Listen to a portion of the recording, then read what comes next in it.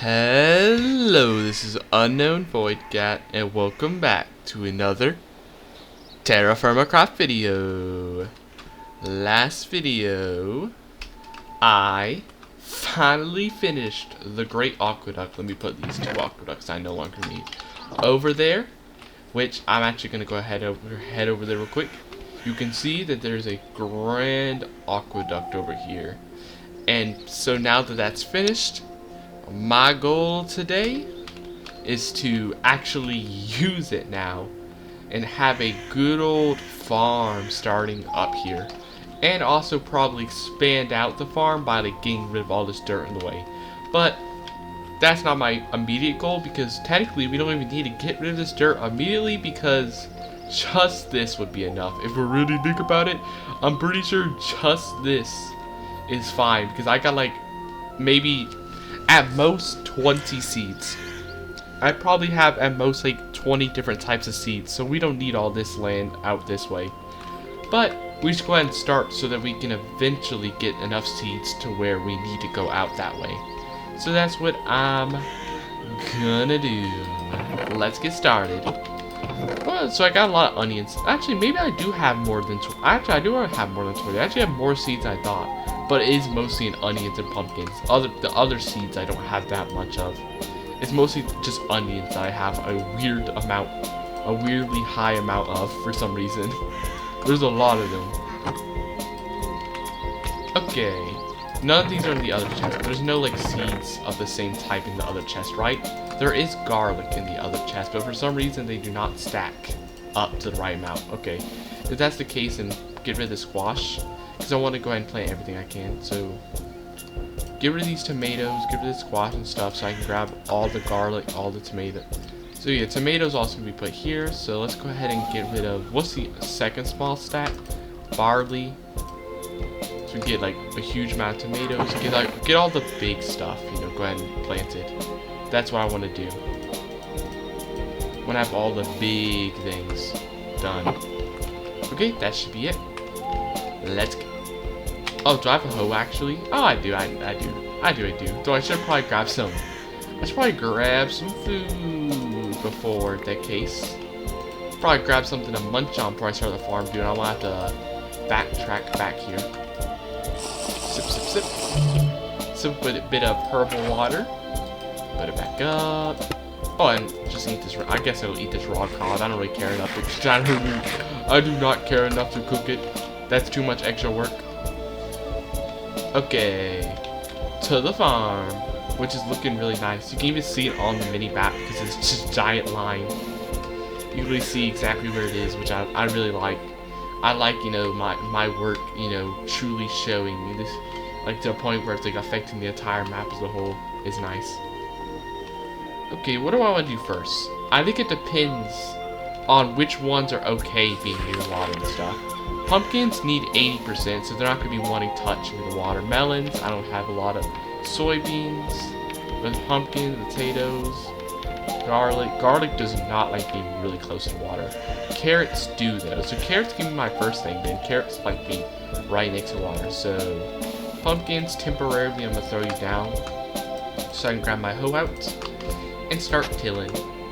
So it actually doesn't get up to 100% right next to the aqueduct. It gets a 97, but that's essentially 100% in my books. That might as well be max. 1, 2, 3, 4, 5, 6, 7, 8, 9, 10. Nah, I don't want to go out this way. I kind of want this to be like maybe like a path in the future. Darn, it doesn't work like basic Minecraft where you can stomp on it. Okay, 1, 2, 3, 4, 5, 6, 7, 8, 9, 10, 11, 12. Perfect. Carrot, carrot, carrot. Carrot, carrot, carrot, carrot, carrot, carrot. Dirt. Carrot, carrot. Pick this back up. Okay, pumpkin. What's my next thing I want to try? So, what are tomatoes like? Tomatoes to 30 to 95. So I think this is too high, but I could probably have it like out here. Yeah. It would be good like out here. The tomatoes can be like my second layer area. Why'd I do it like this thing again though? I need to temporarily fix this. Get rid of this random piece of straw. I do not want this in my inventory. Okay. I'm blind. I'm blind. Okay, I need to fix this by moving it over here. I'm gonna pick these back up, move them back into their place. What was I doing? Oh yeah, the tomatoes. Well, while I'm doing this, let me tell a little story. So, if you've noticed, maybe you haven't, it's been a few days. It's been a few days since I played this. It's been instead of usually I'd be like every single day I'd be posting a Minecraft video or a Factory video, but now it's been like taking 2 days or 3 days. And you know what's the reason why? The funny enough reason why is like, bro, I've been getting sidetracked with other games. Recently, I've been playing some Hearts of Iron 4, dude. But the funny thing is, the funny thing about Hearts of Iron 4 is I've never actually played Hearts of Iron 4. I play it, but I don't play it. What I mean is, I've never played base game Hearts of Iron 4 ever in my life. For some reason, because I think literally what it is when I got the game, because what essentially inspired me to get the game in the first place was that for a long time I'd always seen like videos and such about the game, and I was like, oh, this looks so cool, when I get a computer I'm gonna get this game because it looks so cool. Darn, it's too high. It's too hot for garlic. Pick this back up. Pick this up. I was like, oh, I'm gonna get this game because this seems so cool. But then when I got it, it was like so DLC locked, like a lot of Paradox games are. It was so DLC locked where I feel like 99% of base game content, like all the cool focus trees, the things that got me into the game, interested in the game. They're like, oh, this looks so cool. You couldn't even do. Wait, did I pick up all the garlic? I don't think I did. All the stuff that got me interested in, you couldn't even do because it's like, oh, you need a DLC if you want to get the focus tree for this nation. Oh, you want this focus tree? That's a DLC too. Oh, you want this feature? DLC. And so literally what happened is it was I think the second game I ever got on when I got my first computer. It was the second ever game I got. First one being Rimworld, which I did actually like the first time I played it because I actually loved the game because it's so good. But Hearts of Iron 4 was different. I did not like it as much. In fact, I literally logged on, quit, and then for a year after buying it, I never played it past like the 30 minutes when I first bought it. Literally played 30 minutes, turned it off, never played it. I was like, this game sucks. But then I found something that would eventually get me to go back to the game. Not base game, but modded. You see, I found this really cool mod that was literally this mod is the only reason why I play Hearts of Iron 4. Literally, I only play this mod. That's the only time I ever log on to play Hearts of Iron 4 is to play this certain mod, and that is the Equestria War mod. I've literally never played base games Hearts of Iron 4 or any other mod besides like 10 minutes of like base game or whatever, and maybe like 5 minutes of another mod. I've never actually done like a full playthrough. The only full playthrough I've done is with the Equestria War mod, which is kind of funny to think about, that the only time I've legitimately played the game was just playing Equestria War. That's the only time I've actually played it, which is funny. I think it's funny, at least. And so that's actually the reason why I was like uploading so much later recently, is like, and why I've been like, it's been taking like 3 days to get a video out instead of 2 days, because I've been really like distracted by playing this Equestria War mod, because like because I played it when I first got into it. I played a few playthroughs. They went really badly because I was just bad at the game, and then I did some playthroughs, quit playing. I'd do like a playthrough, stop playing, do a playthrough, stop playing, do a playthrough, stop playing. And so recently, it's like the last time I played before I got to this current playthrough that I'm currently on, I played a year ago. Did this really cool campaign. In fact, this is one of the things that one of the things I really like the mod for is I played this really cool campaign, like this kind of secret path. it's this like somewhat secret path you can get with Hippogriphia, where if you what was the thing? If you do like a certain focus and like certain decisions, you can like get this like hidden nation of like Sirlinia. Like this hidden nation that takes over. Like these sirens that take over all of Hippogriphia and turn it into Sirlinia. You know, essentially like you do this whole cool like hidden focus path.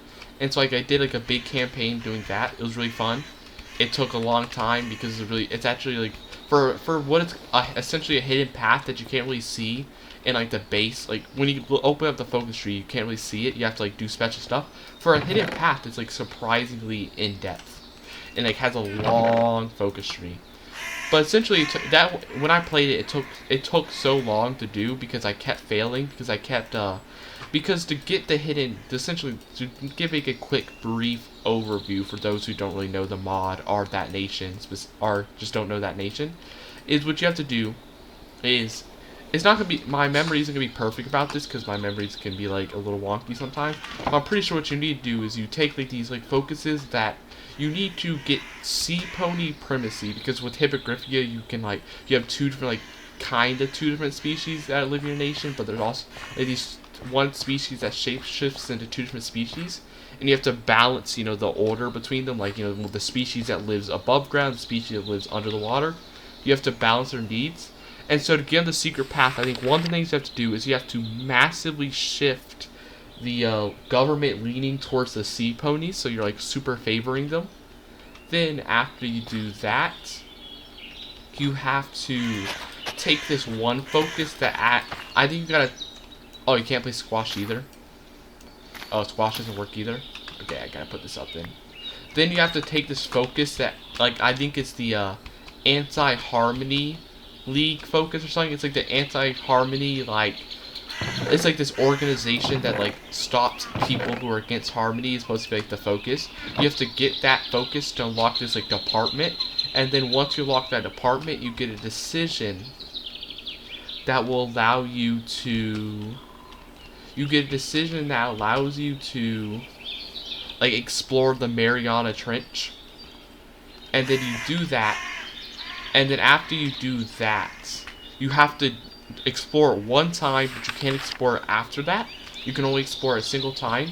And then, if you do it right, you'll get this event where it's like, oh, these random explorers went into the trench, but then they didn't return for a long time.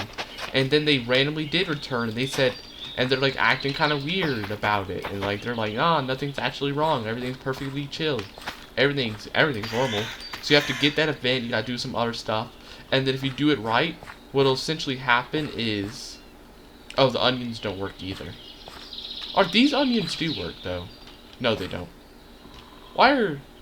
Oh, it's just hydration wise is the problem, not temperature. Okay, I understand. That's why.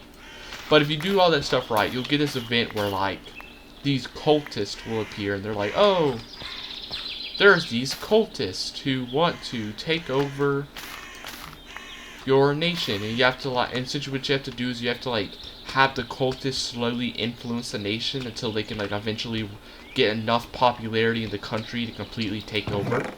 But if you don't do it right and you accidentally like cause too much discontent and the cultists like raise too much alarms, you'll cause like a whole civil war, which is like really annoying.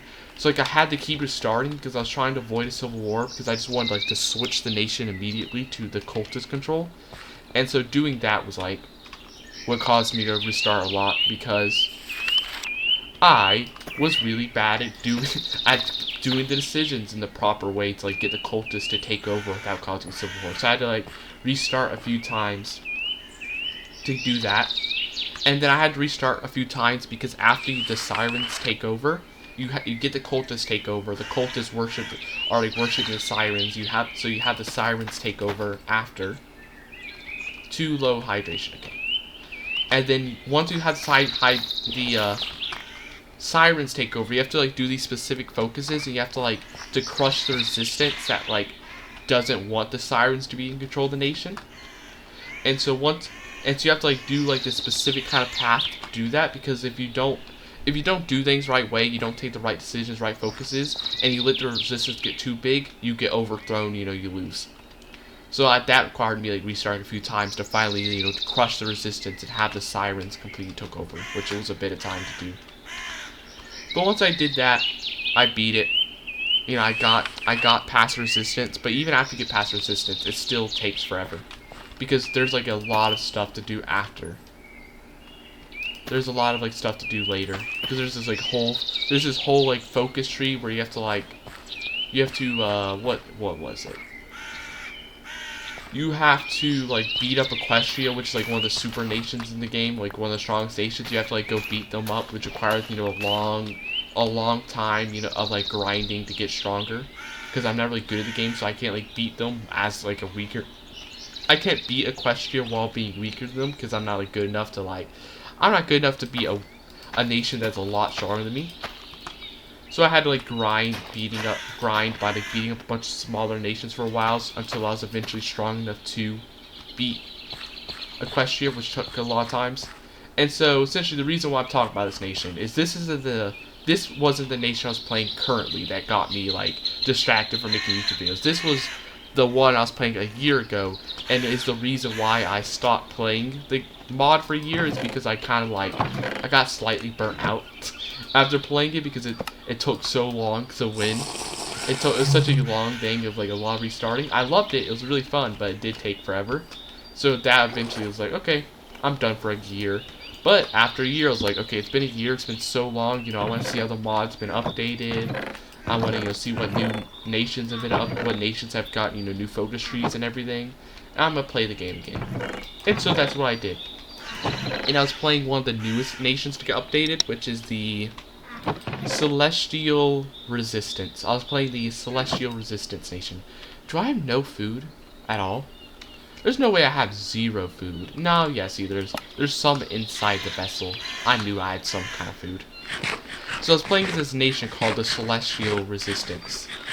And it was taking me so many hours because I thought it would be a very small focus tree. Like I thought, even though it's like, yeah, the mod's pretty good at getting like pretty in-depth, big focus trees, especially for the newest nations. You know, because the mod's gone better over time, and you know the newer nations obviously have better focus trees. And so, but even then, I still thought it'd be somewhat small because the Celestial Resistance is, as the name says, it's like a small resistance group that spawns after Civil War starts. Like it isn't like it isn't like a big nation. It's literally like when Equestria, which is one of the huge nations in the mod, as I said before, when it has a civil war, when it has like the lunar civil war, where, you know, Equestria is fighting, you know, the Lunar Empire in a civil war. What will happen is Lunar Empire breaks off. You know, they're fighting with Equestria, and then while, you know, Equestria and Lunar Empire, you know, going at it, the south of Equestria will break off from both of them and become their own little things, and like the southeast will be having like its own civil war separated from the other two bigger parts of the civil war.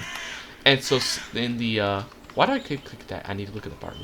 And so the 18 to 75. None of these are really doing the. None of these are really like good at 17. I think I need to dig out more to get some high additions. But yeah, what I was saying is so this one's 85, so I have to dig this out. And so one of the nations in the southeast is the Celestial Resistance that I was trying to play as. And so the kind of basic path for them is you need to beat up all the other nations in the southeast of Equestria that also, you know, came out. You gotta be at the Lunar Cultist, the whatever that this like mercenary-led nation, and you have to beat up like this like Baltimore nation, like Baltimore, like the Baltimore commune or whatever it is. You gotta go beat up all of them. And once you do that, the thing that I was not expecting, the thing that was like really in depth, is that after you clean up the southeast, you know, beat up all your competitors, there's actually 3 different paths you can take. Which, spoiler if you're one of the people who also plays this mod and you don't want to know, one of the three paths, you know, there's a path where if Equestria is still alive and didn't get beaten up by the Solar Empire, nor did it get turned into Daybreaker, because like Equestria turned evil, you know, the ruler of Equestria, like Celestia, turned evil because of like the war. If none of that happened and Equestria is, you know, still alive, still fighting the Civil War or whatever, and it's still, you know, harmony in like with harmony, then you can like, you know, take a focus and say, oh, we're gonna, you know, go save Harmony, you know, the Celestial Resistance, you know, with Darren Doe, we're gonna go help Harmony, and we're gonna go back up Equestria. And so you go like do all of that. But what happens is if there's so that's one of the paths. So if you take that path, it's very simple. You know, you join the Civil War, the big Civil War between the Equestrian and Lunar Empire. You join in, you help Equestria, you know, finish off the Lunar Empire, and then after that's done, you just do a bunch of focuses where it's just like, oh, you know, your current leader, you know, they leave to, you know, go on adventures, so now you gotta like elect like a new leader to be like in charge of like the civil government. And while you're doing that, your old leader's gonna be going on these adventures that you can like take control of using decisions, and you know, you're gonna be having your new leader, you know, you're taking focuses to like improve the nation, you know, fix the, you know, problems with like the problems the nation has, like, you know, the conflicts between like the people in the cities and the tribals, or like, you know, the problems that arise from the civil wars with like the lunar cultists and stuff. You have to like fix problems with that. Then you also gotta be like, oh, we're, you know, fixing the problems with the inequality in the city, giving the city, you know, worker rights. And, you know, you also do like special decisions based on which leader you choose, because like there's 4 different civilian leaders you can choose. You can choose like this like Bat Pony. You can choose like this person who worships like Celestia, this person who was actually your enemy, like this mercenary captain. You can choose, what is it, this tribal chieftain guy. Or you can choose, actually I think it's all 4 of them. So you can choose one of them, and they all have like their own unique ending. For the Harmony path, you know, when you help Equestria, they all have their unique special ending depending on which one you have. Like, you know, if you choose the, you know, Bat Pony, she has like an ending where, you know, you meet Celestia after you fixed up the nation. You meet Celestia and be like, man, doesn't it suck that, you know, Luna's gone now, you know, that she got absolutely wiped out in the Civil War? So sad. And that's kind of the ending.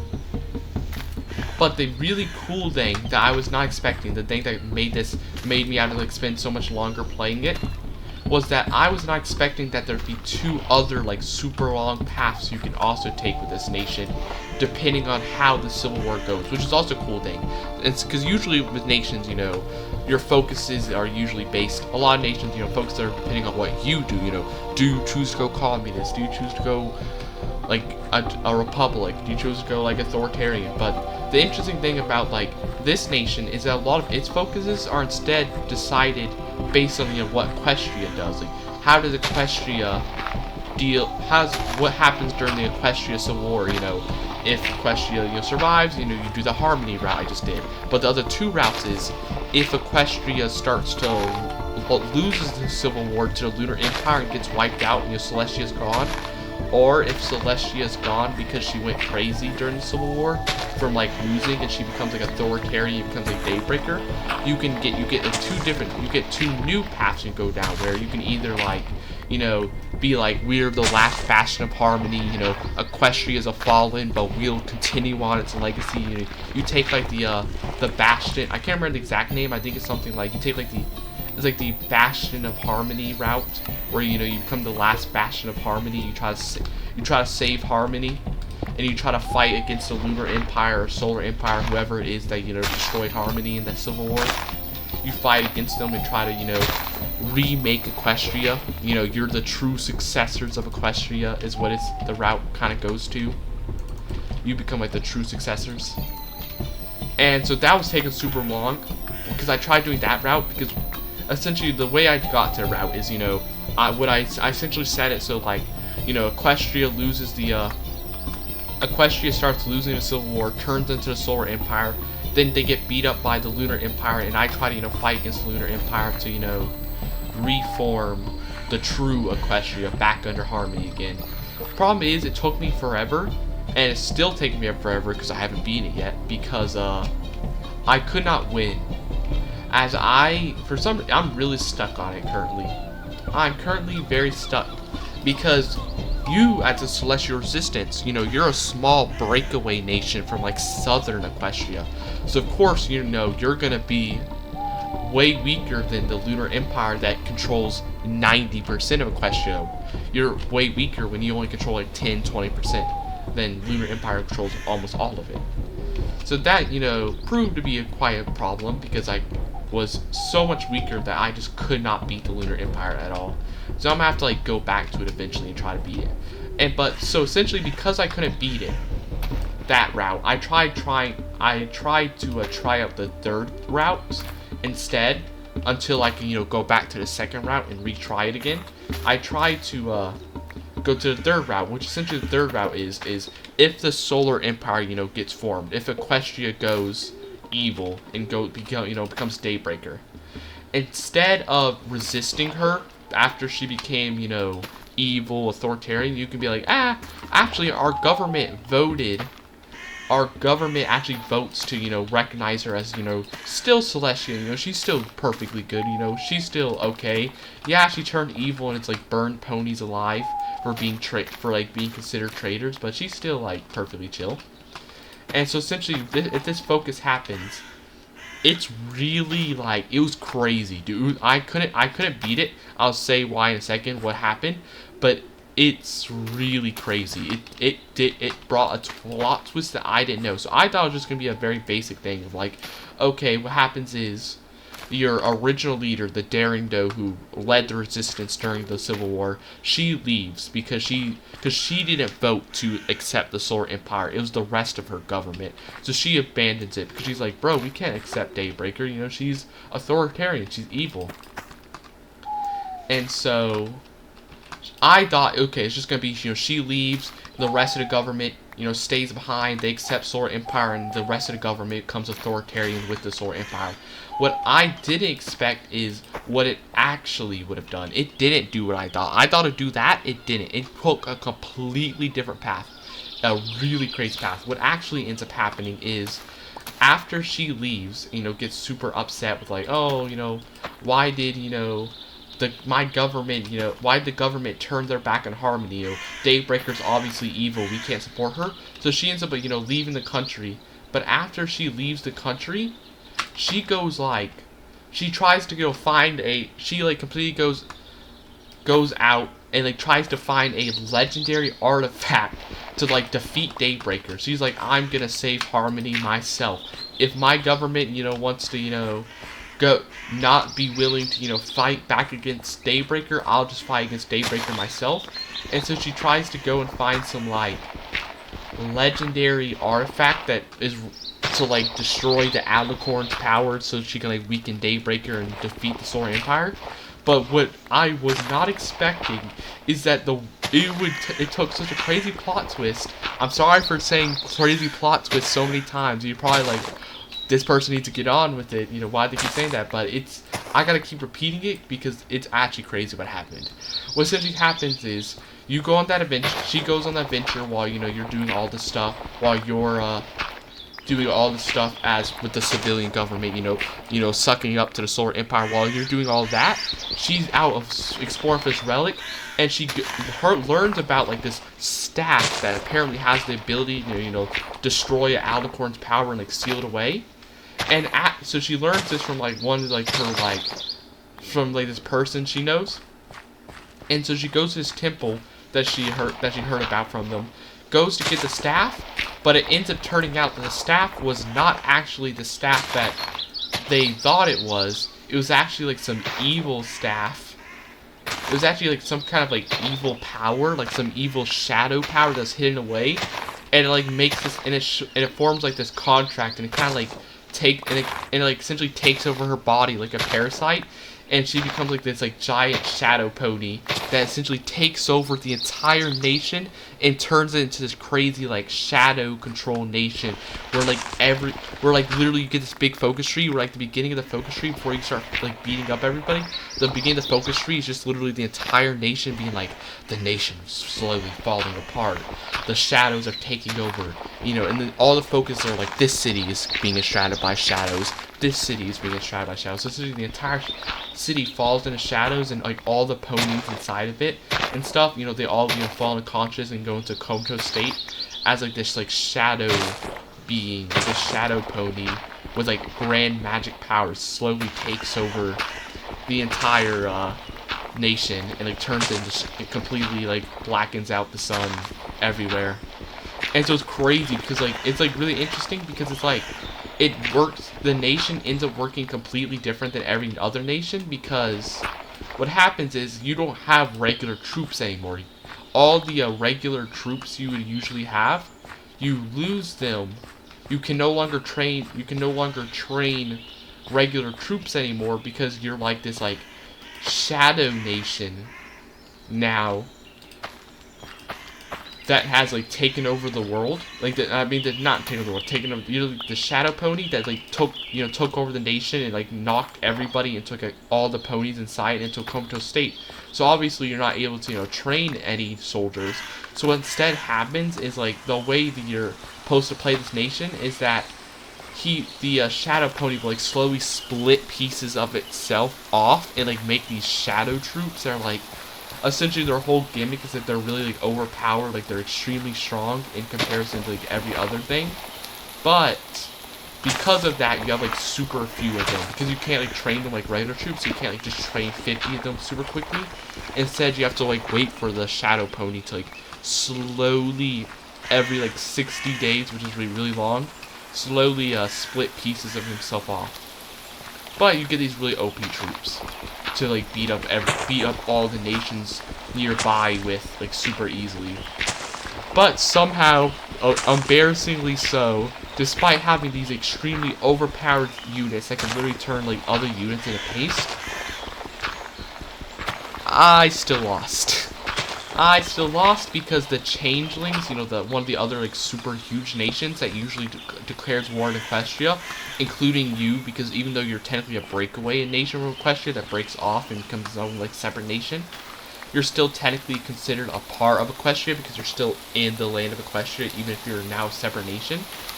And so when the changelings do like their great war to like fight Equestria, they also declare war on you, and the changelings essentially beat up the Lunar Empire, who was like in control at the time, because they're the ones who won the Civil War before I became like a shadow nation. They win the Lunar Empire gets absolutely annihilated by the changelings because the Lunar Empire was losing all of its troops to me. You know, the Lunar Empire was constantly sending its troops up to beat me up, so they had no troops to fight the changelings. So the changelings just steamroll them, take all their land, because I wasn't able to take the Lunar Empire's land despite, you know, beating them up, because I didn't have enough troops yet, because you have to like super slowly wait for your shadow pony to split off troops. So even though you have really powerful troops, it's still not enough because they're really powerful, but there's so little of them that you wouldn't be able to control land, because even if your troops super strong, because everybody else has way more troops than you, even if they're weaker, they can just like literally go around you with like their superior numbers and just retake whatever, you know, cities you take over. And so because of that, I wasn't able to fight the Lunar Empire properly. You know, changelings end up taking all their land from me, and the changelings end up being super OP to the point where even with my superior troops, because they just had like dozens and dozens and dozens of tanks and like really powerful units, despite the fact that I was supposed to have these really OP shadow units, they were still able to beat me. They still were able to actually beat my troops with like just regular troops, because their troops were just so strong, because they just had infinite manpower and production to like make super powerful tanks and super huge, gigantic powered infantry troops, because they had all the production in the world, because they beat up, they had their own lands, and now they have Lunar Empire's land. So they had like all of Equestria, all of their own lands. They essentially owned like almost 90% of the continent, which made it just super easy for them to beat me, even with my powerful troops.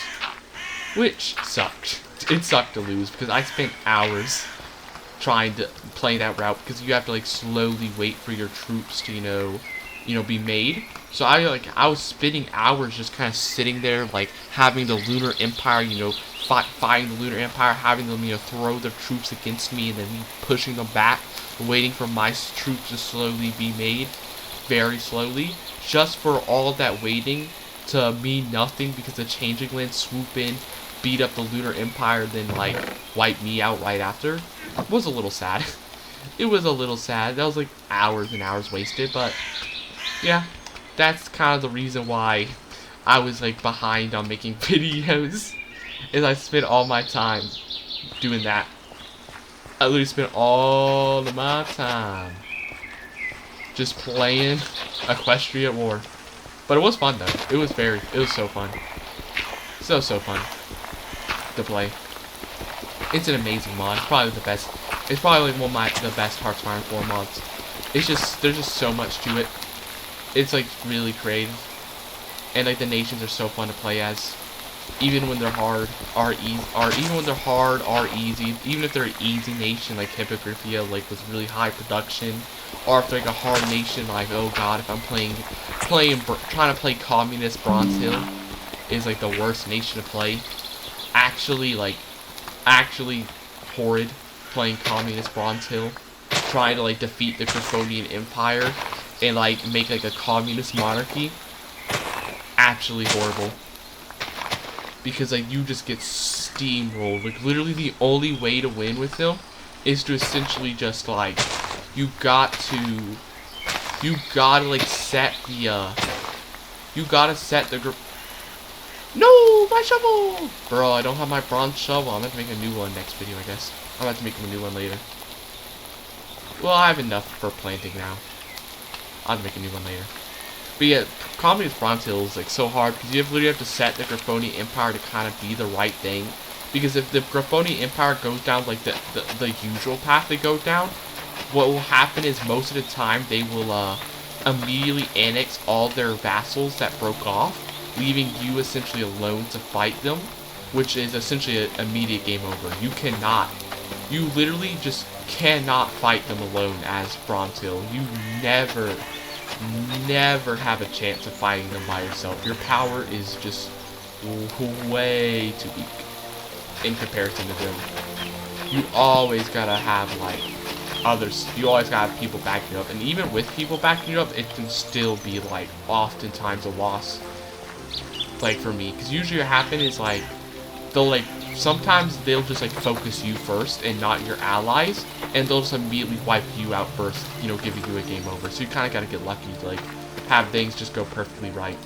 But if they do, it was really satisfying when I won, even though I did have to like set the nations to go down a specific path, until I lost right after. Because the second problem I have with the Bronze Hill is that this other nation, because you waste so much time like trying to like very slowly take over the Griffonian Empire.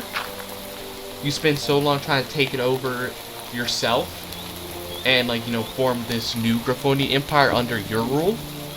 You waste so much time that this other huge nation that's supposed to like form and eventually fight the Griffonian Empire, the Aquilian Republic, they end up, getting all their stuff together, and they just absolutely annihilate you because, you wasted so much time, doing this like super slow war against, struggling against the Griffonian Empire so you could take it over for yourself. That by the time you do take it over, well, the Aquilian Republic's just knocking on our door like, hey buddy, we're ready for like our super huge war with you. You ready? And they just absolutely annihilate me.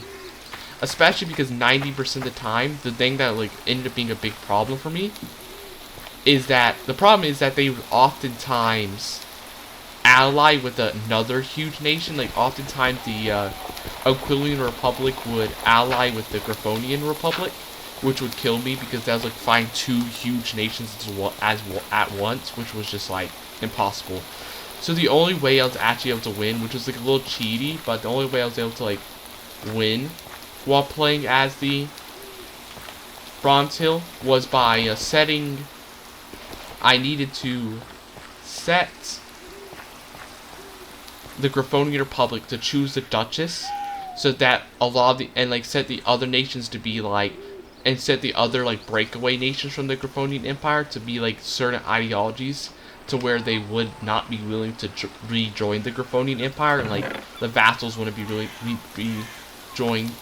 to rejoin.